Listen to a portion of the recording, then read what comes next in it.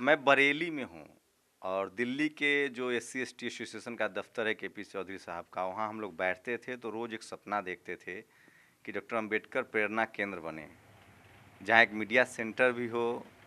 मुझे इसका भी लालच था, हमारे लोग जो देश भर से आते हैं वहाँ उनको रहने का इंतज़ाम हो, हमारे लोग जो ISC PCS IAS की तैयारी करते हैं उनके लिए हो, एक संस्थान हो। बहुजन समाज के लोग, सरकारी संस्थान तो खड़ा हो पाता है, सरकारें बना देती है, लेकिन बहुजनों का अपना कंट्रीब्यूशन, हम स्कूल, अस्पताल, कॉलेज नहीं बना पाए। नतीजा है कि हमारे लोग बहुत कमज़ोर और टुकड़ों में बिखरे हैं। तो KP चौधरी साहब से बहस होती थी, वो कहते थे 25 करोड़ का प्रोजेक्ट है, मैं कहता था पता नहीं कैसे होगा। आज उसकी पहली नींव पड़ी है। ज़मीन जो कि दिल्ली के कौशाम्बी NCR में है, प्राइम लोकेशन पर ज़मीन है वालिक हाउस के लिए, एक बड़ा सपना है। आज एग्रीमेंट हो गया है और मैं बहुजन समाज के लोगों से अपील कर रहा हूँ कि इस सपने को पूरा कीजिए। सर, आज एग्रीमेंट हो गया, पहला कदम है और ये 14 अक्टूबर को पूरा हो जाए। सबसे पहले तो शंभू जी, मैं आपको जो प्रेरणा आपने मुझे दी उसके लिए आपको साधुवाद और धन्यवाद करता हूं। मेरे साथी जो पूरे देश में 113 मंडलों में मंडल सचिव और मंडल अध्यक्ष, जोनल सेक्रेटरी, जोनल प्रेसिडेंट जो हमारे काम कर रहे हैं, और अपनी ऑल इंडिया कमेटी, मेरे राष्ट्रीय अध्यक्ष NI चावड़ा साहब का मैं धन्यवाद करता हूं कि उन सब ने मिल करके इस संकल्प को पहले लिया और लेकर के आज पहली बार 1 जुलाई 2021 को एक पहला माइलस्टोन हमने पार किया, जिसे एग्रीमेंट कहते हैं। और आज ये 1 करोड़ रुपये का चेक जिस D10 कौशाम्बी में जो ये प्लॉट हमारा है, जो उसमें 500 गज यानी कि 415 स्क्वायर मीटर के इसका एरिया बनता है, इसका आज विधिवत रूप से लीगल एग्रीमेंट एसोसिएशन साइन कराने में कामयाब हुआ। और इस मौके पर क्योंकि आज ये एग्रीमेंट बरेली में हुआ है, बरेली में इसके मालिक रहते थे, इसलिए हम लोगों को आज बरेली आना पड़ा। हमारे 8 मंडल के मंडल अध्यक्ष, मंडल सचिव इसके साक्षी बने और वो सभी लोगों की उपस्थिति में ये सारा डिस्कशन हुआ। इसका 5 करोड़ 65 लाख रुपए में ये जो है इसका पूरा फाइनल हुआ।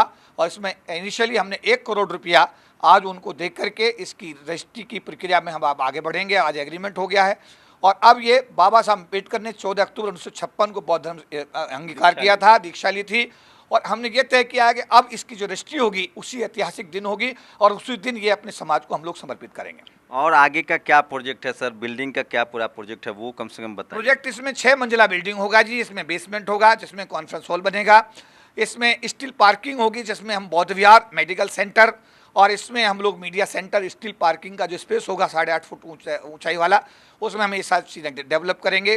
उसके ऊपर 4 मंजिला ऊपर भवन होगा, जिसमें हमारे जो बच्चे होंगे उनके पढ़ने के लिए, IAS की, मेडिकल, इंजीनियरिंग की प्रिपरेशन के लिए हम उनको एक फ्लोर पर उनको बच्चों को हम रहने के लिए हॉस्टल, एक फ्लोर पर पूरे देश विदेश से आने वाले लोगों के लिए हम लोग गेस्ट हाउस बनाएंगे, एक हम उसमें डॉक्टर अम्बेडकर पुस्तकालय की स्थापना करेंगे, उन बच्चों के लिए मेस की स्थापना करेंगे। तो ये सारी बिल्डिंग अपने समाज के सहयोग से समाज के लिए समर्पित की जाएगी, जो पूरे देश के गरीब बच्चों के लिए निःशुल्क होगी।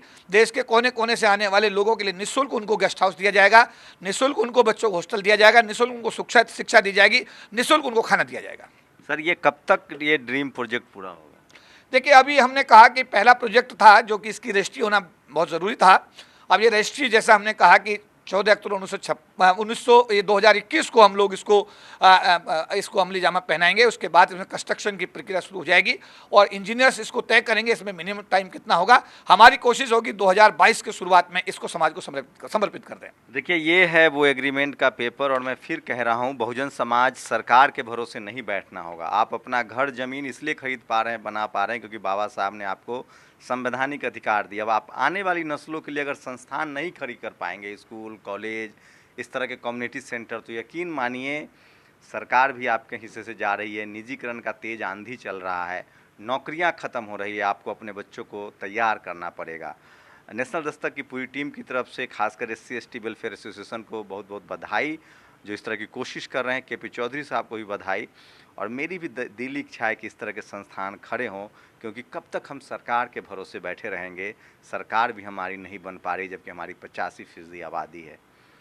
आप लोग अपनी प्रतिक्रिया दीजिए और इसमें और कैसे आप लोग मदद कर सकते हैं कमेंट में दे सकते हैं, सीधे KP चौधरी से संपर्क भी कर सकते हैं। कैमरामैन आशीष के साथ शंभू कुमार सिंह, नेशनल दस्तक, बरेली।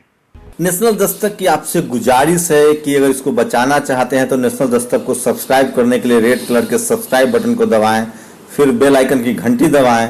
नेशनल दस्तक को बचाने के लिए बहुत जरूरी है कि हर खबर को शेयर करें, लाइक करें, कमेंट जरूर करें।